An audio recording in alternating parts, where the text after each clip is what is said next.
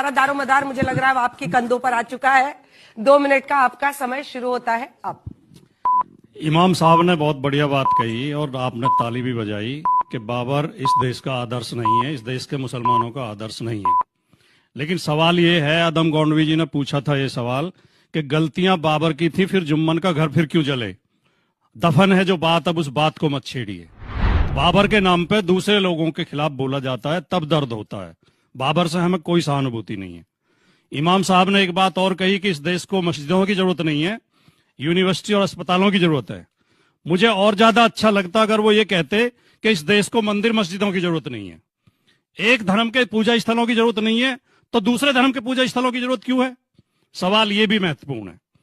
और दूसरी बात जो अभी अजय आलोक जी बोल रहे थे, देखिए, जिन्होंने हुमायूं कबीर ने बाबरी मस्जिद बनाने की नींव रखी, ये तृणमूल कांग्रेस ने बहुत अच्छा कदम उठाया कि उसे तुरंत अपनी पार्टी से निकाल दिया और उससे उसकी सोच से अपने आप को हटा लिया।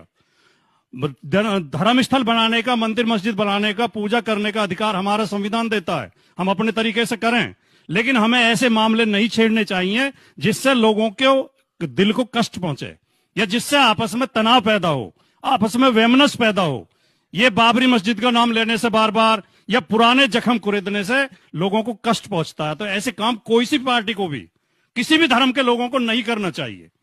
और मैं ये भी कहना चाहता हूं कि अजय आलोक जी ने शुरू में बहुत सुंदर बातें कही कि हमें इनसे मतलब नहीं है, धर्मनिरपेक्ष देश है हमारा, सब मिलजुल के रहो। तो मुझे एक मेरे मित्र हैं दीक्षित धनकौरी, जब ये बोल रहे थे, अच्छी अच्छी बातें कर रहे थे, मीठी मीठी बातें, तो दीक्षित धनकौरी का एक शेर याद आ रहा था कि पंछी की पीड़ा पर जिसने सुंदर गीत सुनाया है, अभी अभी वो एक तंदूरी मुर्गा खाकर आया है। ये बातें तो अच्छी करते हैं लेकिन काम अच्छे नहीं करते।